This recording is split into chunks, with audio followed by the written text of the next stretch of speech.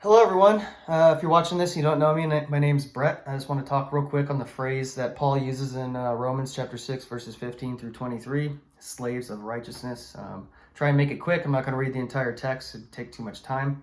But after our reading with Moo and Jeffers and a few other commentaries, it was cool to learn about the context of why Paul is using this imagery.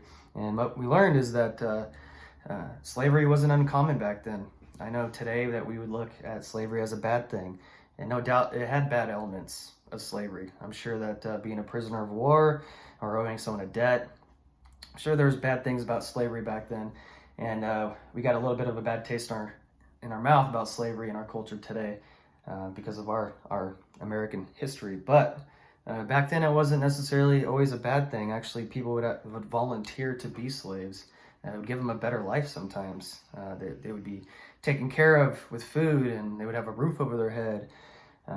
They would be able to move up the political ladder. They would be able to move up in status in society. And a good example would be in Genesis with Joseph. When he was sold into slavery, he was able to move up. I mean, he definitely had some hardships at first, but he was able to move up in status. So sometimes they would prefer it. So it's not necessarily a bad thing all the time. And so that perspective helps us understand who Paul's talking to. No doubt he thinks that he's talking to an audience with lots of slaves, possibly some freed slaves as well. Some other reasons why he's probably using that imagery, according to Moo, is to help them better understand. In verse 19, he says, it's because you are weak in your natural selves. So Paul's suggesting that people are limited in their spiritual understanding of things. And therefore they need this imagery to help them understand their position. Jesus did the same thing. He used a lot of analogies and metaphors about farmers because there were a lot of farmers back then. So Paul wanted them to see what their position was. And what was their position?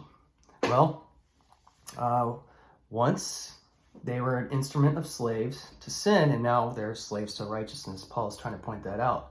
He's trying to point out they have a new master now. And John Walvoord's, I can't pronounce that right, his little commentary here, the Bible Knowledge Commentary, he writes that Paul's using the word slavery to contrast relationship of the believer to God to the relationship they had with sin. He continues by saying, unsaved Romans offered their bodies to impurity. They volunteered it.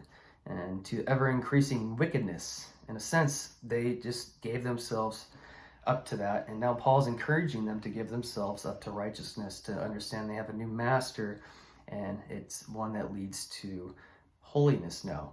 So in a sense, we're all slaves. We all serve something. We all have a religion. Religion answers three basic questions. How did I get here? What's my purpose? And what happens when I die? All people act in accordance to how they answer those questions, and in a sense, volunteer themselves as slaves to that faith or belief, because they'll act in accordance to that faith. No one, in a sense, is void of slavery. We're all serving something.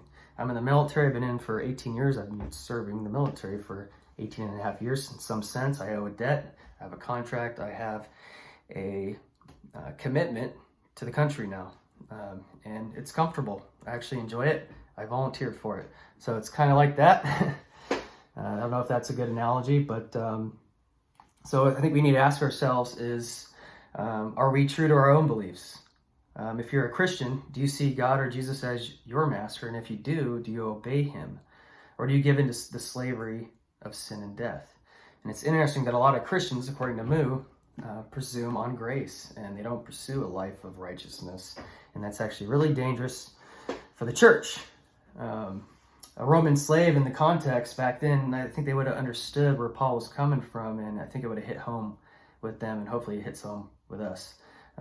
Like Jeffrey already said, some slaves preferred slavery because they were comfortable and they were taken care of in it. And I think that's why a lot of Christians stay in sin. It was kind of like the Hebrews in Exodus, so they're complaining in the desert. They wanted to go back after they were freed because they were taken care of in Egypt. This freedom's tough. Now I'm on my own. I got to take care of myself.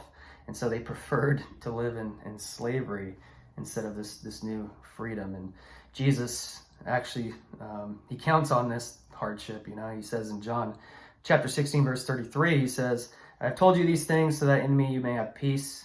in this world you'll have trouble, but take heart, I've overcome the world. So no doubt we are going to have trouble.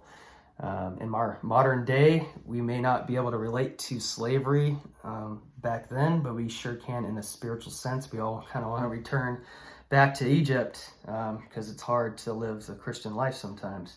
But Jesus says, stay in the desert, keep marching on, finish the race, and you will enter the promised land, aka heaven. So make righteousness your slave. Thanks. Bye.